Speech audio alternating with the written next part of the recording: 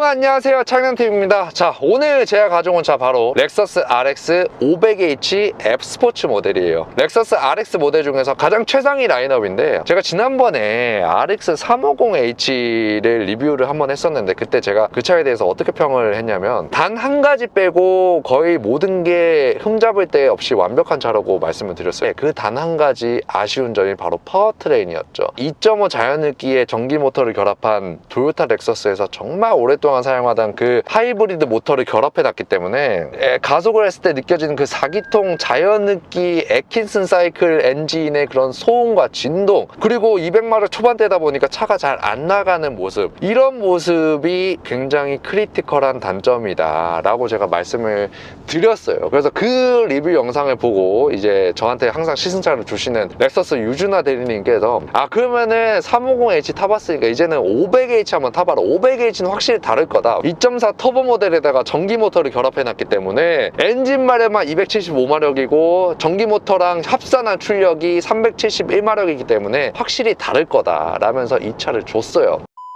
350h는 자연흡기 엔진이고 요거는 이제 터보 엔진이기 때문에 이 차 말이 꼬이네. 자연흡기냐 터보 엔진이냐 요 차인데, 350h가 이제 출력 부분에서 조금 아쉽다 이러면은 확실히 500h가 좋은 선택지가 될 수 있고, 500h F 스포츠라 그래서 요 렉서스의 좋은 승차감 요거를 또 버린 건 아니기 때문에 개인적으로는 내가 RX를 산다 그러면 나는 무조건 요 500h를 좀 구매를 하고 싶어요. 재고도 모든 컬러가 다 준비된 건 아닌데 일부 컬러들은 뭐 바로 출고가 되기도 하고, 원하는 컬러가 없다 그러면은 계약하고 뭐 대기하고 하는 시간이 좀 3-4개월 정도 되려나? 근데 그거는 좀 유동적이기 때문에.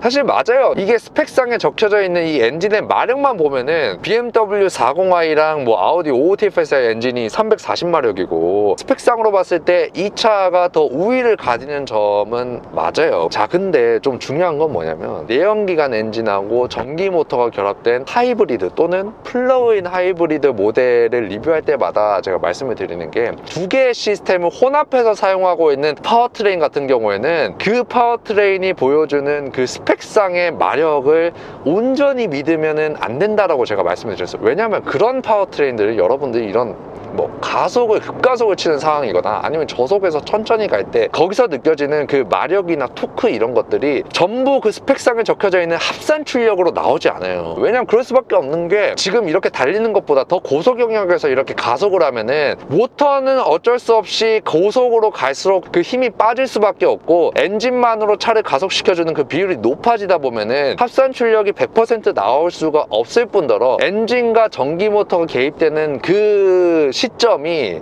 다 항상 동일하지는 않단 말이에요. 따로따로 개입이 되는 부분도 있고, 이렇기 때문에 이런 두 개의 시스템을 동시에 쓰는 파워트레인은 그 스펙상으로 보여지는 마력이 전부는 아니란 말이에요. 근데 이 차는 일반적인 하이브리드랑 좀 다른 게 뭐냐면, 이 차는 딱 이렇게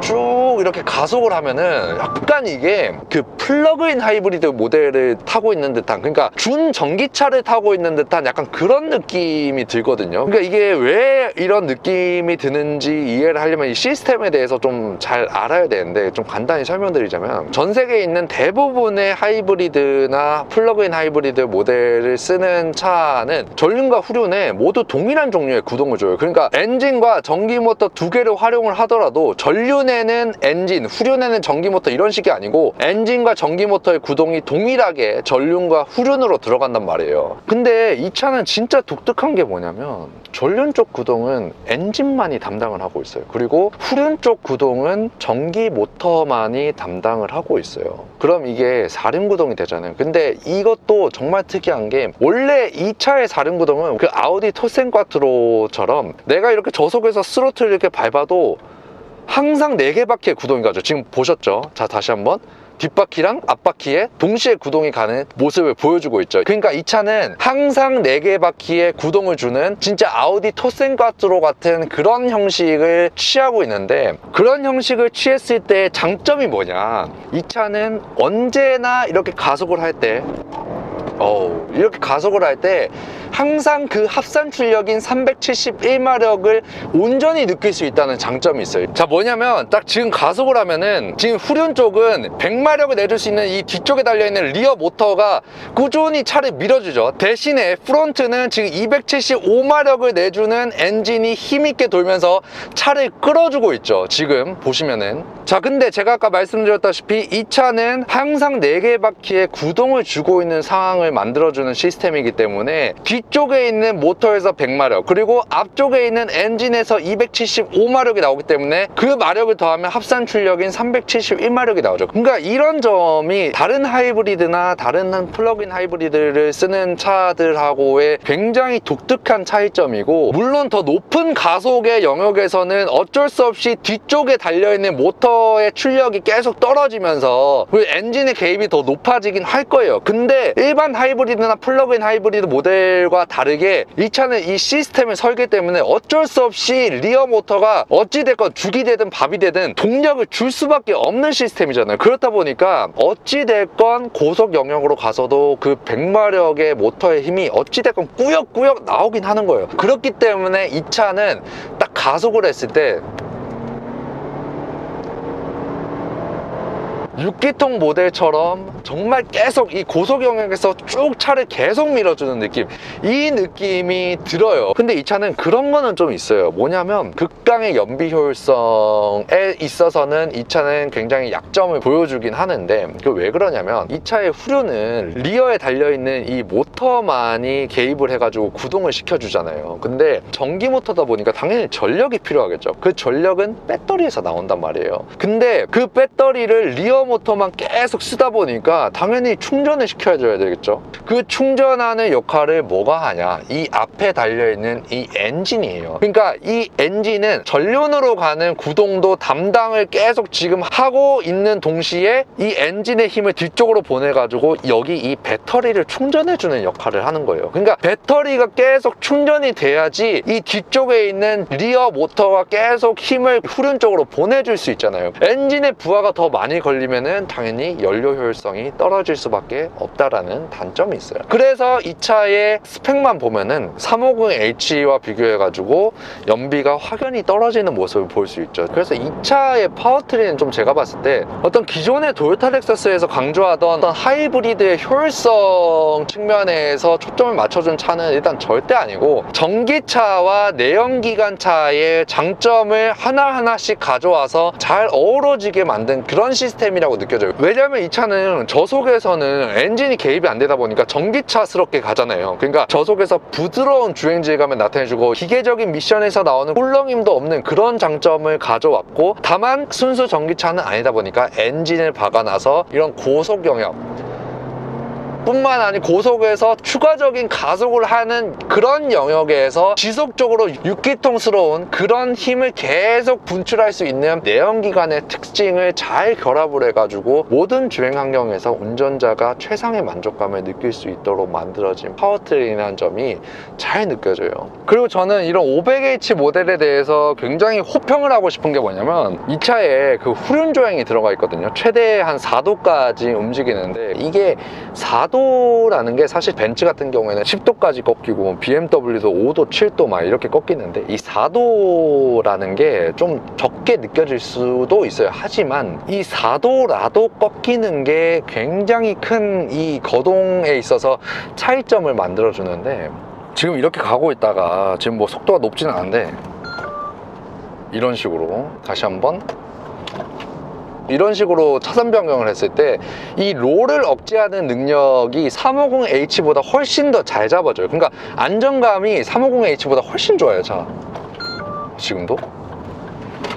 그러니까 솔직히 350H 때도 제가 리뷰를 할 때 이 댐퍼나 스프링이 단단하게 탄탄하게 돼 있어가지고 롤 억제력이 굉장히 좋다라고 말씀드렸잖아요. 근데 이 차는 거기에다가 후륜 조향까지 들어가다 보니까 이 바퀴가 동위선상으로 이렇게 움직이다 보니까 당연히 안정감이 더 들고 롤이 억제가 될 수밖에 없죠. 다만 액티브 롤 스테빌라이저가 들어가면 훨씬 더 롤을 더 많이 억제를 할 수 있었는데, 그게 안 들어간 건 아쉽지만 이런 렉서스의 특성을 생각했을 때 이 정도만 해도 충분하고, 그리고 이게 딱 이렇게 이렇게 롤을 발생시키고 이렇게 딱 잡아주는 부분도 굉장히 중요한 게, 이 차는 보시면은 완벽히 후륜구동 차들이 보여주는 그 5링크 서스펜션을 보여준단 말이에요. 그러니까 이게 제가 아까 파워트레인 설명을 하면서 그 말씀드린 부분과 일맥상통하는 게, 이 차는 뒷바퀴에 들어가는 구동의 의존도를 꽤나 높여놨기 때문에 거기에 맞는 서스펜션이 설계가 된 거고, 이런 점에 있어서 굉장히 칭찬을 하고 싶습니다.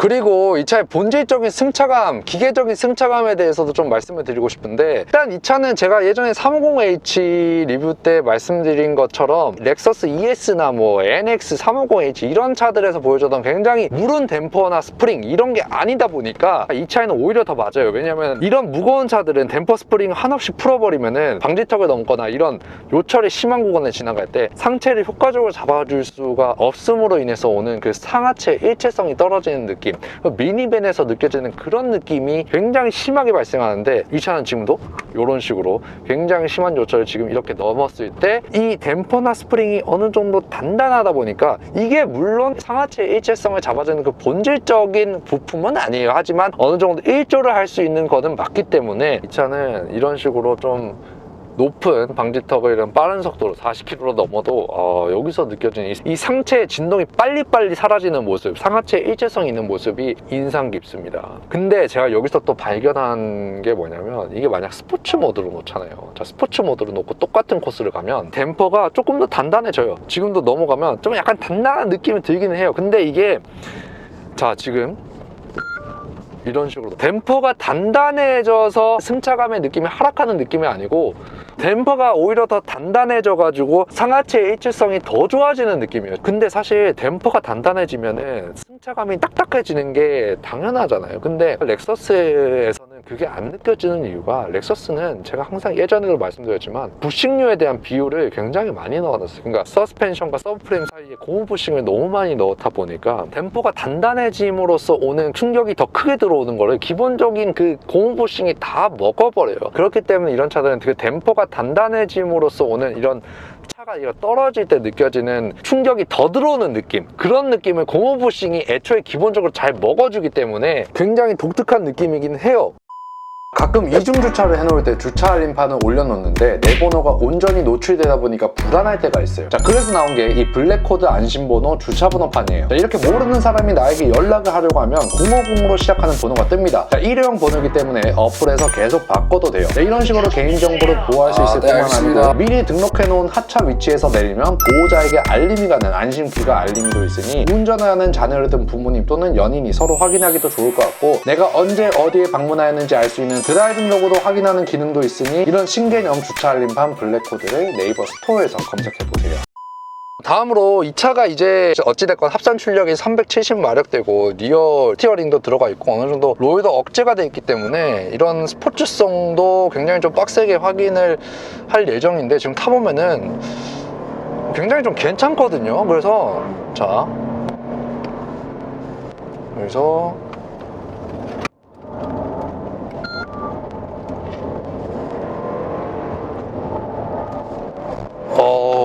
약간 이 뒤쪽에서 오버가 나려고 했는데 이건 제가 스티어링 실수를 좀 한 것 같고, 일단 제가 이렇게 좀 이 격하게 탔을 때 약간 좀 여기서 느껴지는 게 뭐냐면, 이렇게 좀 높은 속도에서 코너를 돌면은 거의 무조건 전자장비가 들어오면서 이 격한 코너에서 빠른 속도로 돌 때 이 거동 자체를 굉장히 제한을 하거든요. 브레이크를 줘가지고. 근데 이 차는 지금 여기서도 이렇게 돌아보면은 이 전자장비가 들어오지가 않았어요. 그러니까 이 기본적인 설계값으로 잡아줄 수 있는 이런 범위가 조금 더 넓다라는 걸 의미하고, 저는 이게 약간 좀 의아한 게 뭐냐면, 이 차가 지금 뭐 토크 벡터링이 들어가거나 한 거는 아니거든요. 이게 그 EX 시스템이라고 해가지고 뭐 이 코너를 돌 때 코너를 좀 깔끔하게 돌아갈 수 있도록 구동 배분을 좀 깔끔하게 해준다고 하는데, 그게 뭐 토크 벡터링이나 LSD나 그런 게 아니란 말이에요. 근데 이 차는 지금 이렇게 달려보면은 코너가 생각외로 굉장히 깔끔하게 돌아가가지고, 이게 도대체 진짜 이게 EX 시스템의 효과인가? 라는 생각이 들 정도로 굉장히 의아한데, 코너를 진입을 하고 브레이크를 하고 그 다음에 돌면서 돌 때 이게 구동 배분이, 그러니까 앞쪽으로 구동이 잘 덜 가는 느낌은 들기는 한데 구동이 아예 안 가는 건 아니거든요, 지금처럼.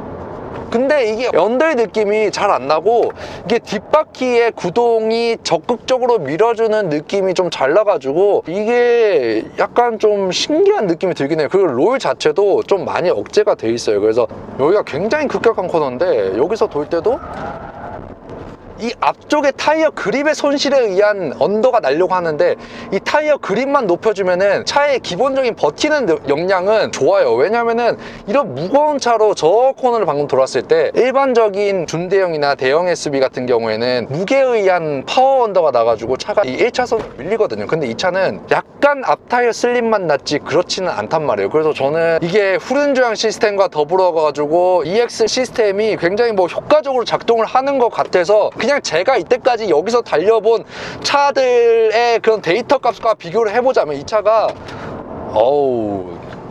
확실히 타이어는 좀 이제 부족한 게 느껴지긴 해요. 어쩔 수 없이. 근데 이 기본적인 설계 자체는 전혀 아쉬운 느낌은 안 들어요. 이게 젖은 노면임에도 불구하고 이게 마지막에 또 탈출하는 게 굉장히 깔끔하게 느껴져가지고 제가 이때까지 알던 렉서스랑은 약간 좀 다른 느낌이기는 합니다. 자, 그래서 이 차를 좀 총평을 하자면 일단 여러분들이 이 RX에 대해서 구매 고려를 하신다고 하면은 최소 350H가 아닌 450H나 500H를 구매하시는 거를 정말 강력히 추천해 드려요. 왜냐면은 이 모델들 같은 경우에는 흡기통에서 느껴질 수 있는 그 엄청난 여유로움, 그런 것까지는 정확히 느껴지지는 않지만 그에 준하는 모습들이 여러분들이 꽤나 만족할 만한 수준으로 느껴지기 때문에 이런 점들을 봤을 때 RX 350보다는 450이나 500H를 강력히 추천드리고 싶고, 특히 2열의 활용성을 봤을 때 이 차를 이길 차가 동급에서 과연 뭐가 있을까라는 생각이 들 정도로 패밀리카로서 접근을 했을 때 차를 이길 수 있는 차는 딱히 없어요. 자, 이상으로 렉서스 RX 500H 리뷰 마치도록 하겠고, 시청해주셔서 감사합니다.